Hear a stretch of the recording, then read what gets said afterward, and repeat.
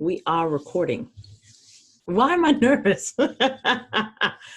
Hello, everybody. I'm Zarina Harris. Some of you guys know me from the Note industry. You might know me from my hilarious fictional podcast, Note Inc., or more recently, you may know me as a guest speaker at the inaugural ADOS conference in Louisville, Kentucky. No matter where you know me from, none of that matters right now because today I'm going to be talking to you about opportunity zones. So if you're one of these people who's excited about opportunity zones and you want to know how to get in on this investment vehicle tax strategy, you've clicked the wrong video.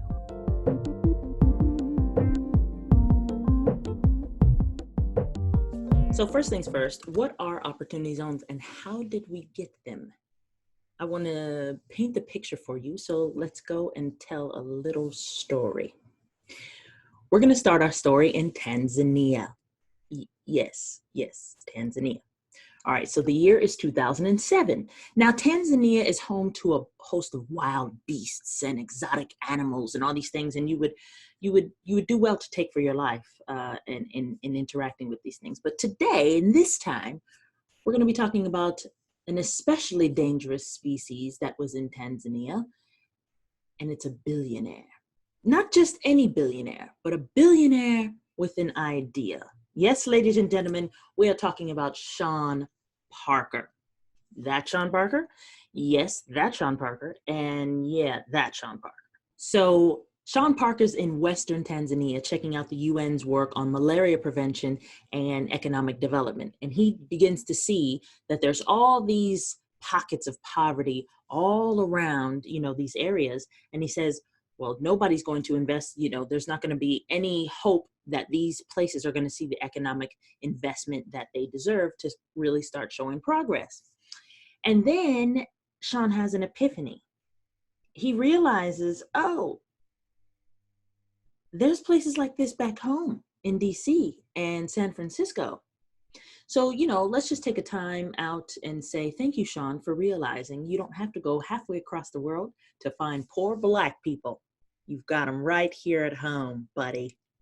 So this is 2007. At this time, Sean's holding a major stake in Facebook, right? And his stake in this company is going to be going into the billions, and his friends have millions of dollars worth of stake in Facebook.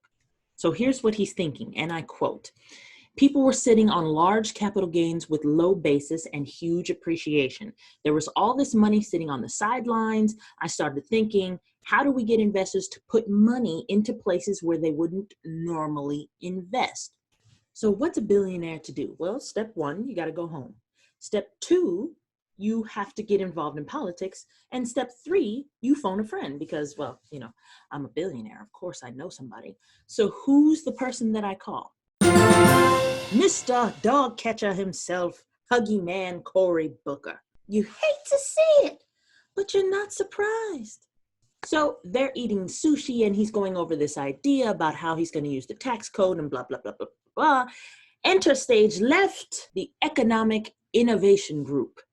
Now, who's part of this group? Well, here's a screenshot of the people who are making up this group. Now, they're really smart people, but I have a little slight problem when Parker says that these are, quote, basically representing the poor people of America. So this group gets to work. They're whining and dining people. They're spending a lot of money on events. They're eating a bunch of tea and crumpets with a bunch of politicians and pounding the pavement, right? That's what you have to do when you want to move policy and politics. Like, you have to pound the pavement and wine and dine people and talk to a whole bunch of people and go through the Rayburn building and the other building and all this other stuff to get people to sign on to your bill, okay? Now, if you didn't know, political policy takes a long time. It's a very slow moving process. The government just doesn't work very, very quickly. Now, this is to our advantage and our disadvantage when they're trying to pass laws that are good or bad for you. It's just how it is. So a lot of the times it takes years and years and years for a policy to pass, especially if it's new. People have to kind of grasp it. They don't really have an understanding or the concept. But it can also work for you if it's brand new because there's not a lot of opposition. So you're damned if you do, you're damned if you don't when you're creating something new like Mr. Parker's doing. However, at the end of the day, we're all human beings. We all kind of get discouraged from time to time, right? So what was the thing that Mr. Sean Parker said was motivating him to continue and try to get this idea of his passed into a bill and into law? Peter Thiel bet me $1 million that I wouldn't get it done. So that was part of my motivation. But I know I've heard this story before. You got two rich white men making bets that affect Black economic life. For the life of me, I can't remember where I've heard this story before. So by 2016, the Opportunity Zone bill had won the support of like 72 legislators. So it's getting traction. The Republicans liked it because it's a tax break. It's market-based solution that kind of puts money and power into local government. And then the Democrats like it because, they like the idea of serving underserved areas, right? Like clean up the ghettos and all this sort of stuff. So by the tail end of the Obama administration, the bill was circulating the House and the Senate. And instead of trying to pass it as a standalone bill, they figured, hey, we're just going to attach this to a bill that we already know is going to go through, and we'll just kind of like slide it in there. And so Sean Parker decided, hey, let's attach our Opportunity Zone bill, which already is kind of, a tax credit of sorts, and let's attach it to this one that's going to go through. The only problem is that the House bill, when it was being passed, did not include the Opportunity Zone law and language in it. It was left out. So we have hero number 2 coming to the rescue, Tim Scott. Tim Scott's a Republican. He goes directly to Trump and he says, hey, Trump, can I get your blessing to put this Opportunity Zone bill and attach it to your tax thing? Trump says, sure, why not? And voila, that is how we got Opportunity Zones. The only problem is that we're busy passing this Opportunity Zone law and nobody knows what the heck they do. Which brings us to part 2. Okay, so this is part of the show where I stop showing my face and we go to the screen because I need to show you what Opportunity Zones are and some of these subtle nuances that you don't pick up on thinking, anybody can participate. And that's really not the case. So let's go to the screen and figure this out. An Opportunity Zone is an economically distressed community where new investments, under certain conditions, may be eligible for preferential tax treatment. Localities qualify as Opportunity Zones if they've been nominated for that designation by the state and that nomination has been certified by the Secretary of U.S. Treasury via his delegation of authority to the IRS. AKA, an Opportunity Zone is an economically distressed area that the state government has designed and set on this particular census tract that investment into this area is going to be a good thing. It was passed under the Tax Cuts and Jobs Act, so it's a tax incentive.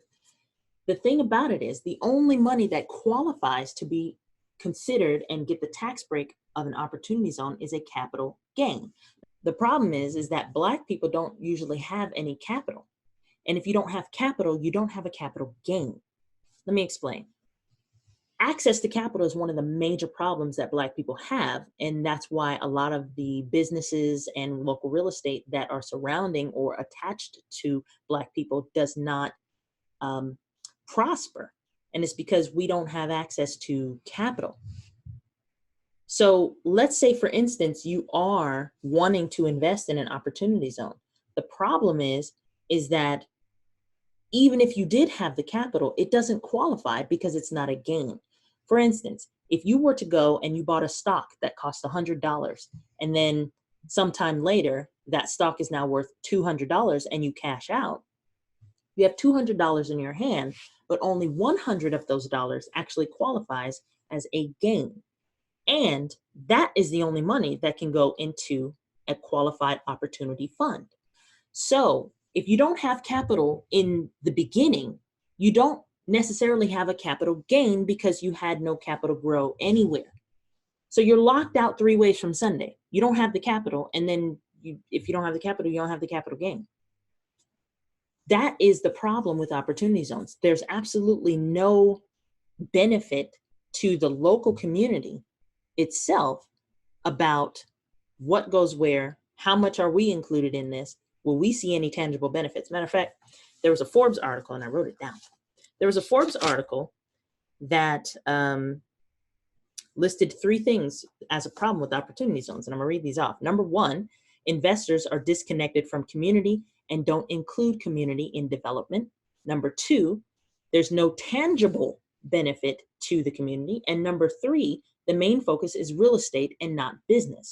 Well, if the main focus is real estate and not business, then that means there's no jobs, which means that the area comes up, the taxes also come up, but the people who live there, they're still at the same economic floor that they were yesterday. So they're paying more in taxes because property taxes are going up, but their wages have not, which is kind of the problem that they have now. The second thing is because the focus is on real estate for the most part is going to be a couple things. It's going to be commercial properties and rental properties.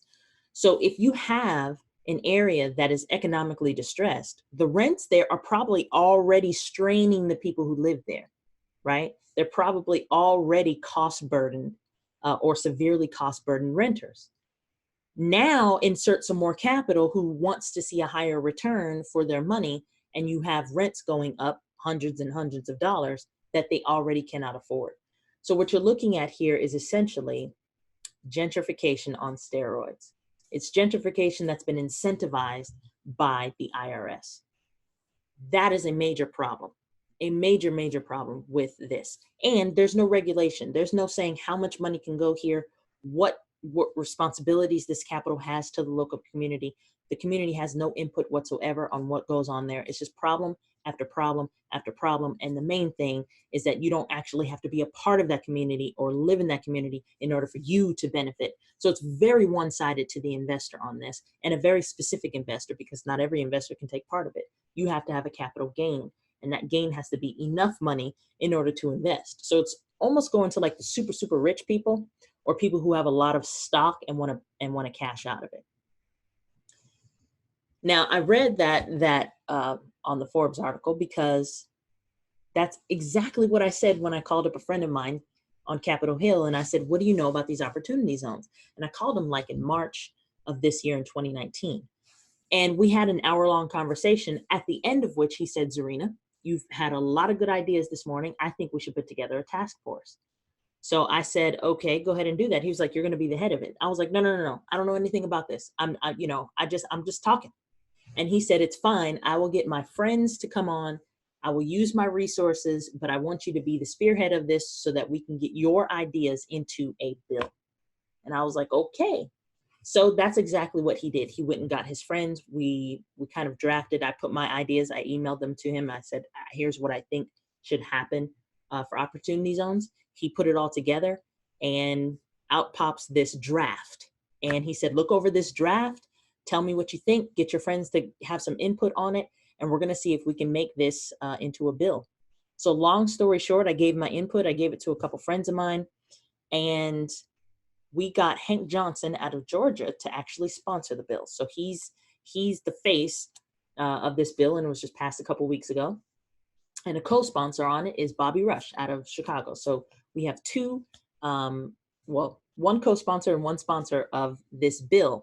And as cool as it is to like have a conversation and call your friend with an idea or a complaint about something, and have that be turned into a draft that becomes a bill, as magnificent as that is, and bragging rights for my mama, it really doesn't mean anything if the bill isn't passed. So now what I want to do, I want to go over what this bill is. It's HR 4999 of the 116th Congress of the United States.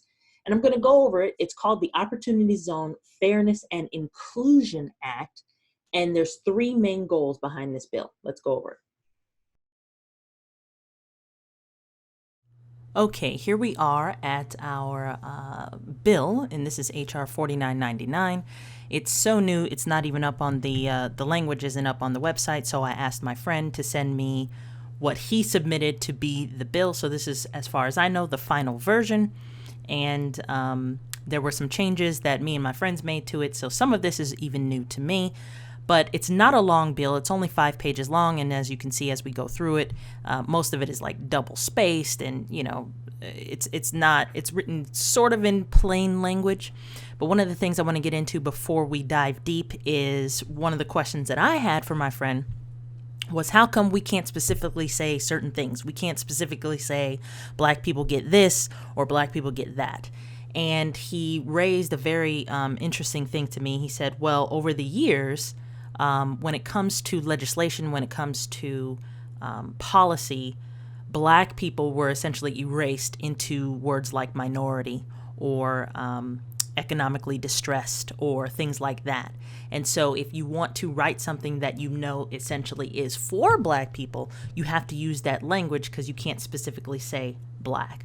So this erasure over time of Black people and this benign neglect is really something. But for those of you guys who are going to be looking over this bill and kind of wondering why it doesn't specifically say Black, that's one of the reasons. And also the other reason is that opportunity zones are also in poor white areas, rural areas, and you can't just leave them out.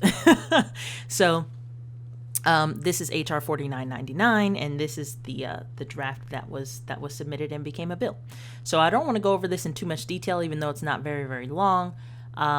As you can see here at the top, Mr. Johnson of Georgia, that is our original sponsor on this. A co-sponsor was also Bobby Rush. And this is just a bill. So in general, Section 1400Z-2 of the Internal Revenue Code of 1986 is amended, and they want to basically add this at the end of the paragraph. So basically, the bill that's already written, just add this in at the end. So it says Opportunity Zone Fund and fairness and inclusion. It says in general, a fund shall not be treated as qualified opportunity fund unless it has these things. And we wrote 4 things specifically into this bill. Number 1, it meets the Investment Advisory Board requirements, which we're going to get into. Number 2, it meets the investment diversity requirements. That's kind of where that erasure comes from, but we know we're talking specifically for Black people here. Number 3, it meets the affordable housing investment requirements. A lot of that came from my friend Josh Poe, who does a lot of work in Louisville, Kentucky. You guys should check out his stuff. And number 4, with respect to each investment in an opportunity zone, assess and prepare a written report detailing how much investment will affect different racial and ethnic groups in the zone, and submit that report to the Committee on Ways and Means in the House of Representatives. So there's an accountability for how much gentrification you're going to affect in a particular area, and you have to submit it to the House of Reps. Okay, so that is our ask initially. So we're going to go over these 4 things. The Investment Advisory Board is first, and basically, with respect to any fund, for each qualified opportunity zone within the fund that they invest in, you must have the following, and it's an investment advisory board. First, it has to be appointed by the local government of the jurisdiction within the opportunity zone where it's located, and then number 2, it advises the fund in directing investments in the zone for the benefit of the zone. So long story short, what that means is if you are starting a qualified opportunity fund, you don't get complete 100% say over what is developed and where and how without consulting the local municipality, the local government, in an advisory board. Now, what those advisory boards are made up of is going to differ across different geographics, but basically you don't get to come in and build whatever the heck you want without somebody approving it. So that's the first thing. The second thing is this diversity requirement.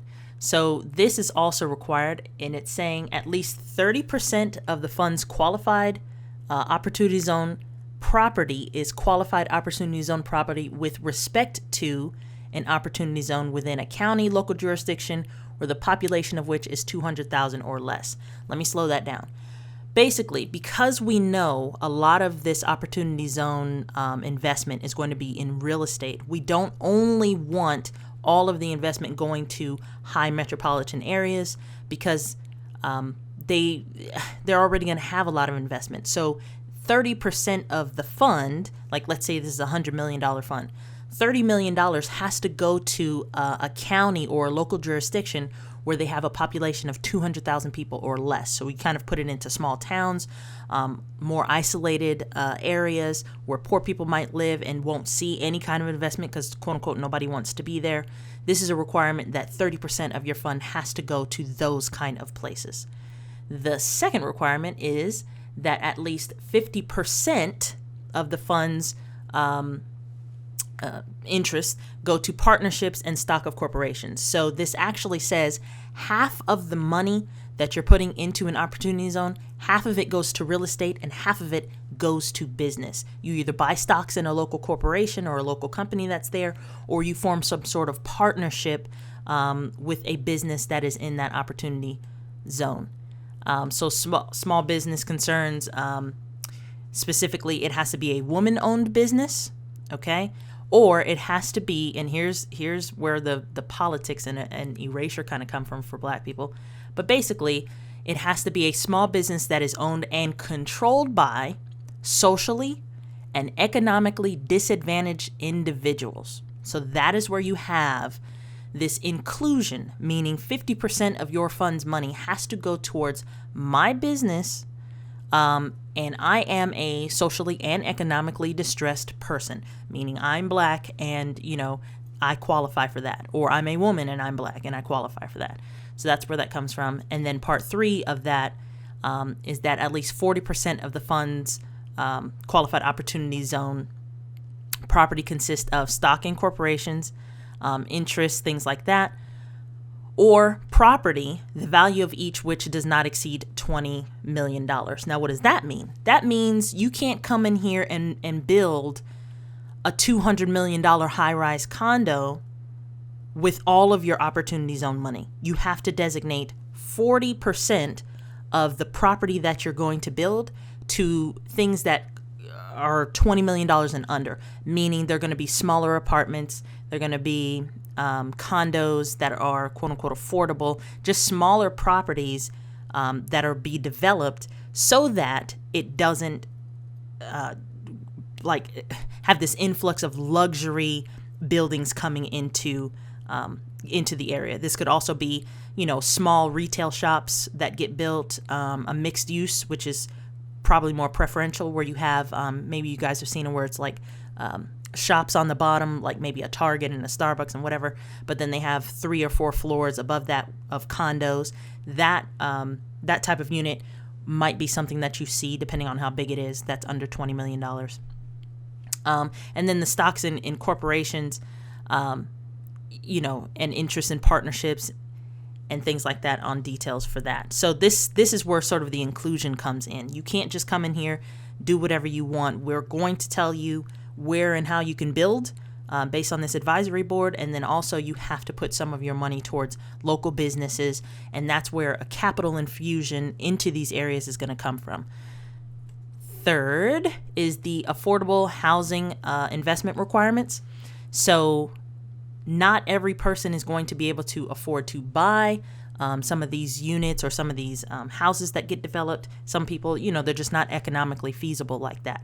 So we did write an affordable housing requirement in there, which basically says that 20% of the units, if you're building a residential property, 20% of the units occupied have to be by people whose income is not more than 30% of area median gross, meaning these are poor people, okay? Or it doesn't exceed 200% of the poverty line. So the poverty line, I think, is $24,000 or something like that. So the people who are considered low income can't make more than $48,000 a year or something like that. But that is how you make sure that whatever the area is, now this is going to be different from, California to Louisville, Kentucky, right? But in Louisville, Kentucky, specifically on the west side, the average income over there, I think, is $22,000 a year or something like that.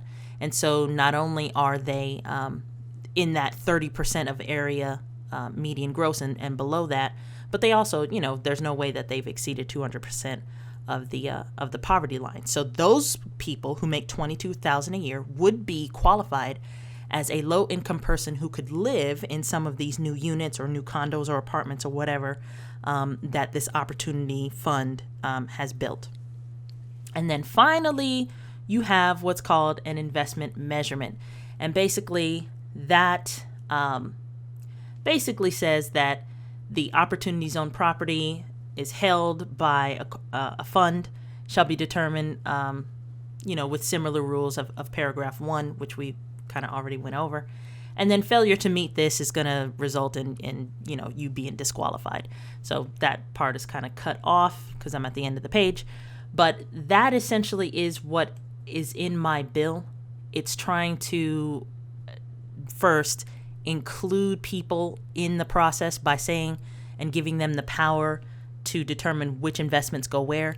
Number two, it gives a capital infusion into businesses that are in an opportunity zone. And then number three, there's provisions for poor people, and not just poor by, some rich person standard, but actually poor, where they can actually live in some of these new units and updated places.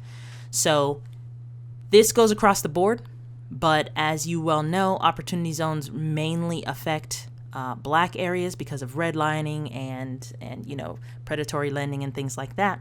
So this is my bill. This was an idea of mine, and it came to fruition. So I would love for you to help me pass HR 4999.